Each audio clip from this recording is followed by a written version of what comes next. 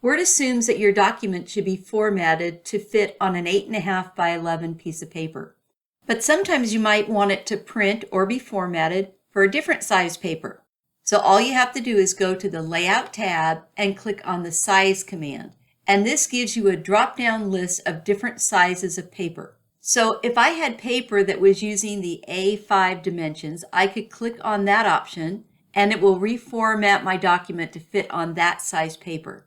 Or maybe I need this document to be printed out on index cards. I can go to the Size command. I'll scroll down until I find the index card size I'd like. I'll choose the 5 by 8, and now it's reformatted this document to fit on index cards.